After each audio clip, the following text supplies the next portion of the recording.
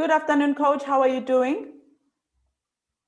I'm fantastic, thanks. How are you, B? I am super. Welcome back to our Relating in Relationships coaching YouTube channel. Are you ready for our topic today, which is about conflict management in relationships? Yay, I'm ready, I'm ready. And look at how excited you are about conflict, which is something that scares most of us. Like, ooh. So, why are you so happy and excited about this scary topic? I think it's the very reason why I became a relationship coach, because I've always seen conflict as something that does not need to determine the end of a relationship, which it does for most people. Yes. So, one of the very first things I had to study was conflict management and conflict resolution, just because that's what something that I saw was the first problem that I had to solve for people in a relationship. Oh, super. So, what are the key things that contribute to the conflict? Firstly, because now this thing, we all started loving one another so much, so much. But when conflict is starting, what exactly is happening? So what happens is after the initial attraction stage, after the hormones have done their thing and they start wearing off. So after our in love um, experience, and all the hormones have done their things and they're starting to die down. And we're now having a reality check. Now I'm seeing Uboniswa with my naked eye, no longer through my infatuated eye. When I start seeing you and I start realizing how different we are. So it's this initial stage of realizing that you and I are not the same person. You and I are two different individuals.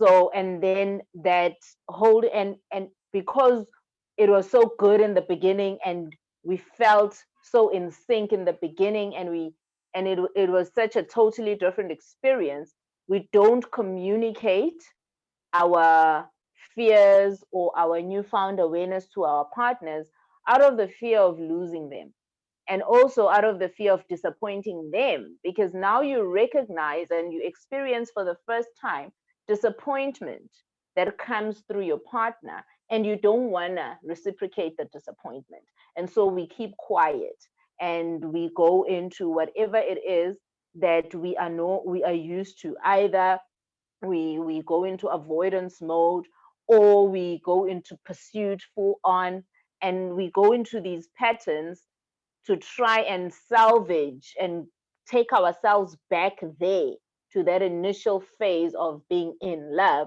which was mostly due to just the hormones. So it's literally, I call it the waking up stage in a relationship. I love how you say it's due to the hormones. So, we are actually How high. it is.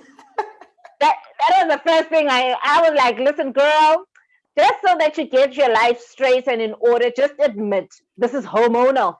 So when the hormones are done, then you got to put your big girl panties on and deal with life. Oh, that is just traumatic. I think firstly I need to accept that we are high and No, we please want the do. high and the Yes. high is going. But also what I'm getting from what you're saying is that in the high stage, we are not truthfully being ourselves as well. We are doing so much to prove that we are worthy sometimes, to prove that we are actually loved or lovable. We are all what you call it auditioning and in that high stage. And at some point, we can't audition permanently.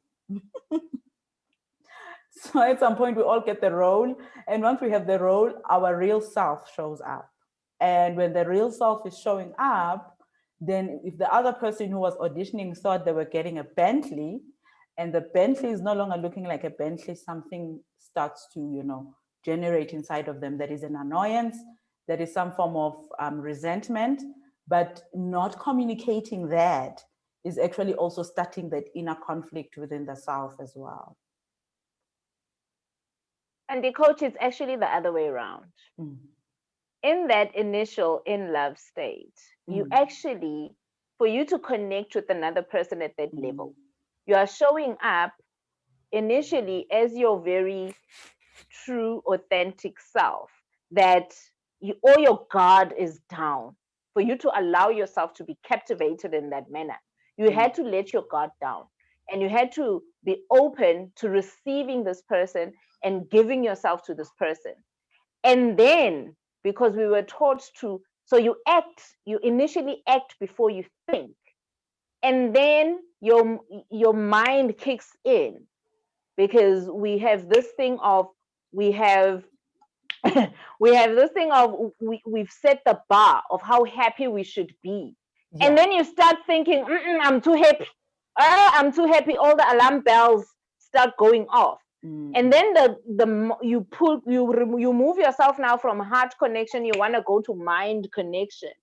And that's where the programming comes up, because that's how you are able to now identify disappointments, identify inadequacy. That's how you are able to tap into insecurity. So it's actually the other way around.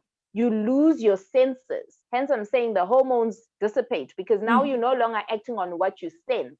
You are now acting on what you think.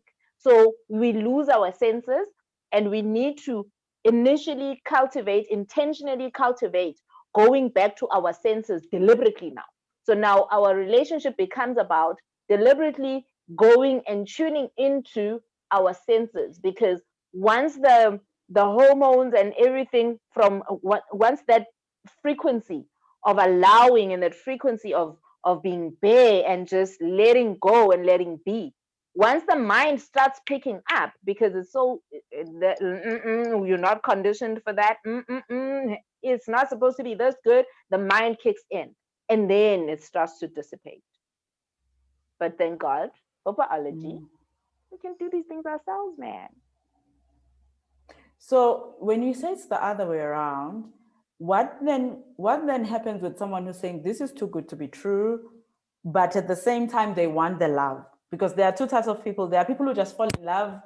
You know what? I'm just in love. I believe everything that is happening. Then there's the other one who refuses to believe that actually this is something that they want, but at the same time they are looking for this thing and they are wanting this thing, but they want the other party to convince them of something. So that goes down then to that inadequacy part, because we are taught that we must go into relationships because we must go find this part of ourselves that's missing. So In the I other. don't have something.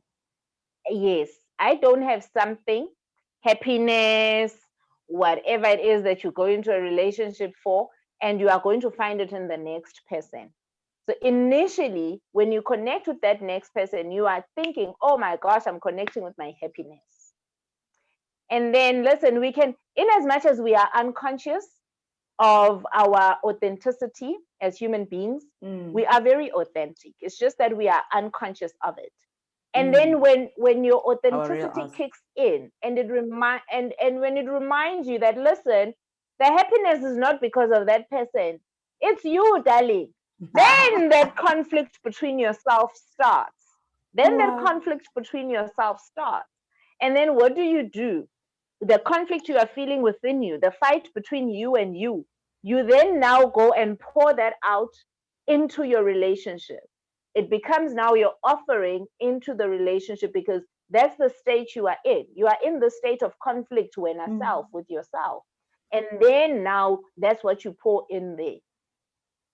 That's all that's happening. So in first step of conflict resolution is to identify your first internal conflict first. What Mm. are you in Awareness. conflict about? Yeah. What are you in conflict about with you? What about this relationship raises fears for you? What about this relationship and the circumstances Raises raises doubt. frustrations for you? So Mm. where is it coming from you, before you can even go and pinpoint it on your partner's side? So that's the first step. What is it about you? What about the relationship? Where is it touching a wound and a pain point for you? Yeah. So I'm thinking when you're saying that now, for example, if my family, when I was young, split up, if my father left my mother, if we didn't have enough, you know, all those then now could be the alarm bells of me thinking, what if this person leaves? So, what about that makes me fearful? Is then the next conversation. Is that what you're saying? We first identify, then be able to see. Then, if I need or have a need for this person to stay, I'm gonna want them to stay, but actually, I'm not going to communicate that I want them to stay. But I'm gonna be asking them not to leave somehow. So Mm, it's, are we mm. communicating the real need in our conflict, or we are communicating the opposite of what actually we think is our real need? Because a lot of us were taught, like you're saying, we grew up in lack, we grew up in situations we don't want. We are so accustomed to being able to easily identify, articulate, and communicate what we don't want. We find it hard to Mm. communicate what we really want. And because that's our normal way of being, we carry that into our relationships. Because honestly, truthfully speaking, a lot of people have trouble communicating what they really want because of that thing that we just grew up knowing how to communicate what we don't want better than communicating what we want. Yeah. So when we're dealing with contrast and when we're dealing with realizing what we want from what we don't want, there must come a time where you change the story and you start speaking and paying attention to what you do want as opposed to communicating what you don't want. And so that's the next thing. Get into the habit of communicating what you do want. So asking your partner, one of the ladies I was coaching, and it was a couples coaching. So she's with her husband, and she says, I have already told him once what I want. I'm not going to tell him again. Why must I keep telling him what I want? And then I asked her, how many times have you told him what you don't want? Many. She says, I tell him all the time what I don't want.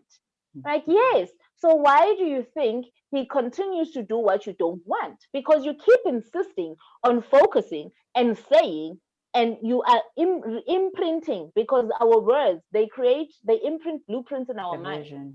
You are keeping imprinting the in his mind everything that you don't want. So anytime that he needs to think about what you want, he first needs to associate it with what you don't want.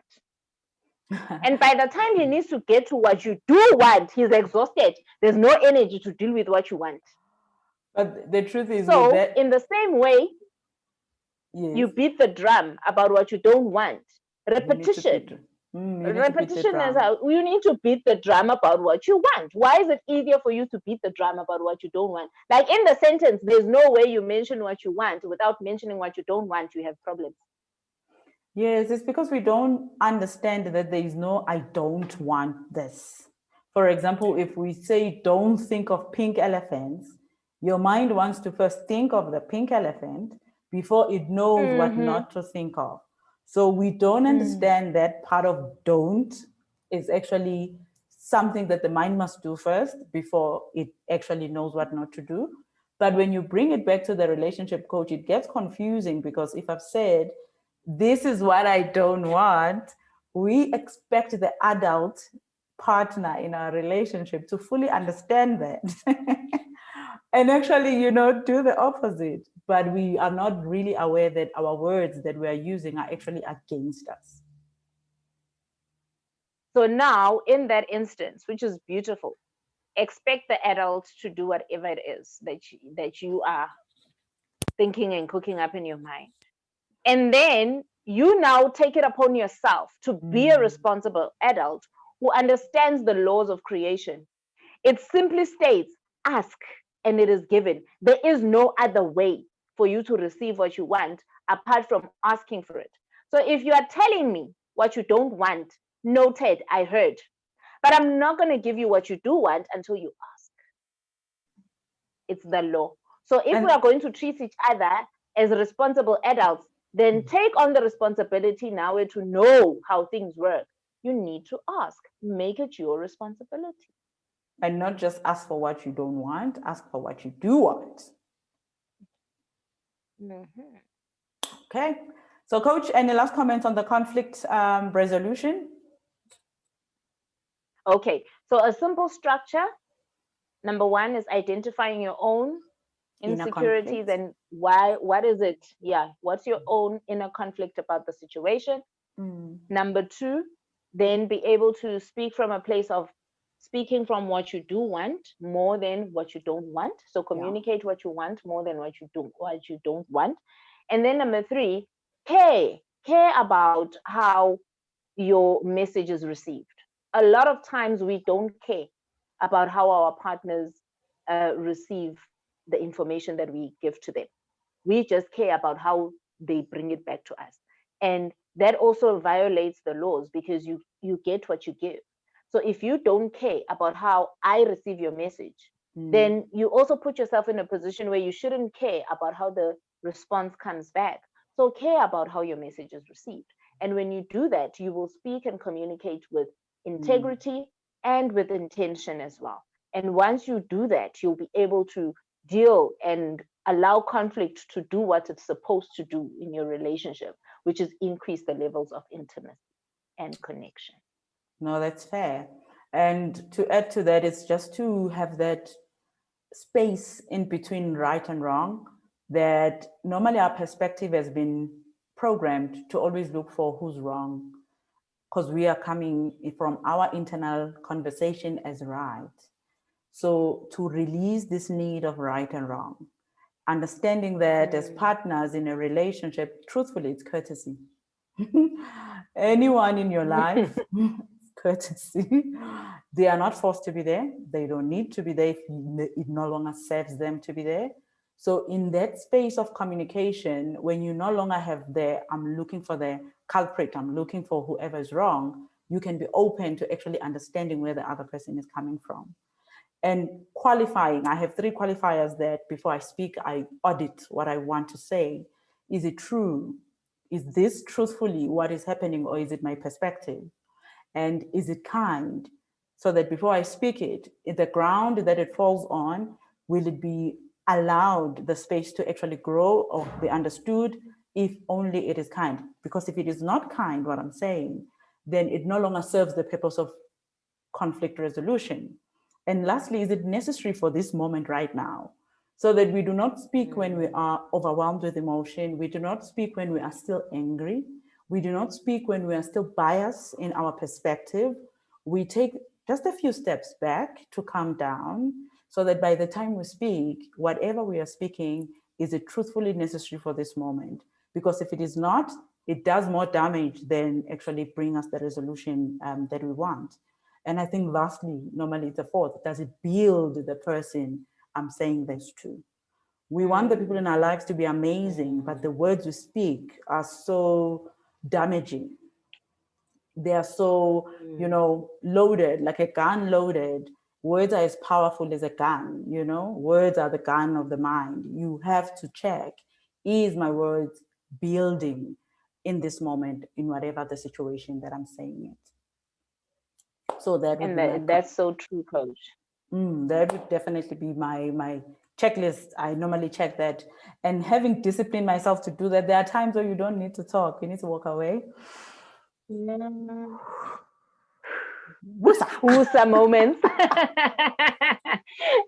And coach, you just reminded me as you were going through your checklist, something very important, that we need to be aware that our words evoke thought and they evoke emotion. So Always. when you speak in that process of care about how your message is received, speak to impact, because that's the power you have. You have the power to impact and influence the state of your relationship. So have that as an intention, because you must genuinely consider the thought and the emotions that your communication and your words are going to evoke in your partner, because that thought and that emotion is exactly what they're going to pour back into the relationship. So be very intentional. We really need to be intentional Very. about our communication, so that it nurtures and builds and cultivates the positivity in our relationship. Super. So thank you guys for being with us. audit your words. Is it true? Is it kind? Is it necessary? And does it build? If none of those are ticked, take a step back, breathe. You're not ready for that conflict resolution. So hope to see you guys next week, and we shall be having more amazing relating in relationships topics. And please remember to subscribe And and share. like and share.